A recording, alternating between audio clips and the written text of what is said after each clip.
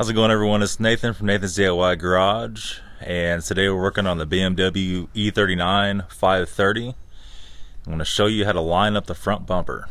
Okay, so I put this car on Craigslist yesterday. It's a pretty clean car. I mean, it's not perfect. The windshield trim is a little funky, but I mean, overall, it's pretty nice, right? So I did notice over here, it's got a couple problems. There's a wasp. Anyway, so over here it lines up good on the front bumper, right? Everything's nice and straight, no problems. Somebody's had the bumper off or tried to attempt to take it off, and I can see right here the trim's popped on the wrong side, so we're going to fix that real quick.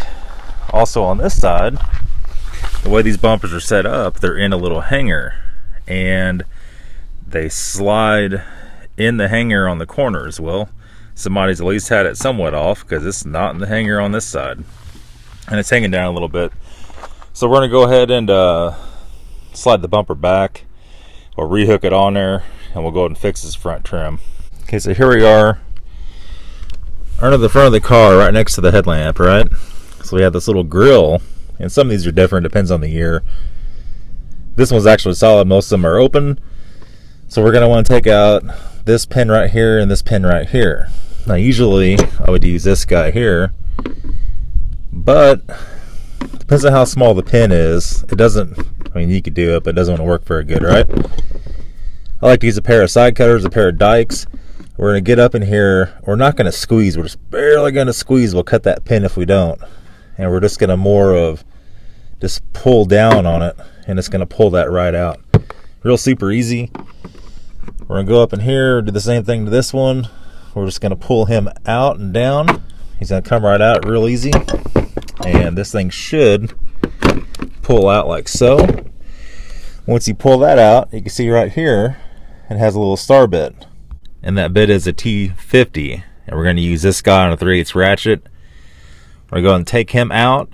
And we need to also do it with the other side over there. It's the same exact deal. Okay, once you take the bolt loose, it's going to come out like this, and you can see right there's the head of it, and it's a pretty long bolt.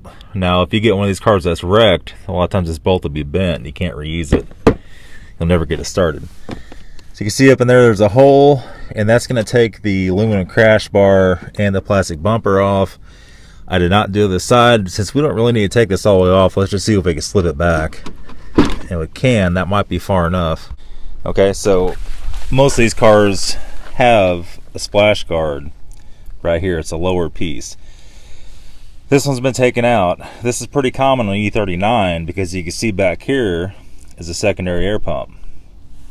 And you can see up in here, there's actually the little slider. Maybe you can see. This thing is not focusing at all. Okay, so you can see back in here, there's a little slider. So that's going to have to be pushed back. And it's got to be slid back on this guy here.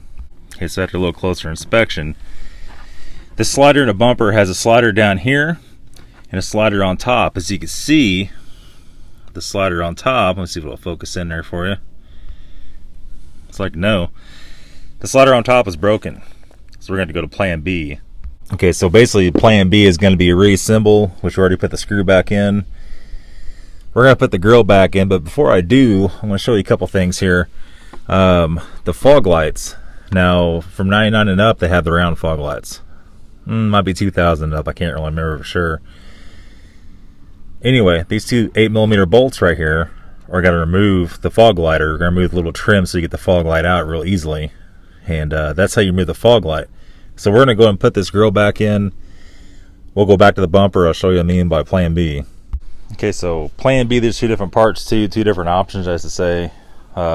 Number one is replace the whole complete entire bumper. The slide that's broken on the bumper is made on the bumper. You cannot replace it. It does come new on the bumper, pre-affixed to it. If you replace the bumper, then you got to paint it. Probably buy a bumper for this thing for $50. From Start to Fit, Well Fit, companies like that. May fit good, may not fit worth a piss. You get to repaint it. Even if I paint it, use all my own stuff. That's probably what, 60-70 bucks at least, to put some kind of decent clear on it. So the other option is this, is a lot of guys will use drywall screws. Well, we don't use drywall screws.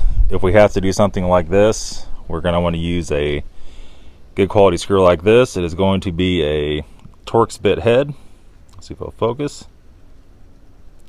And we're going to go ahead and put this in.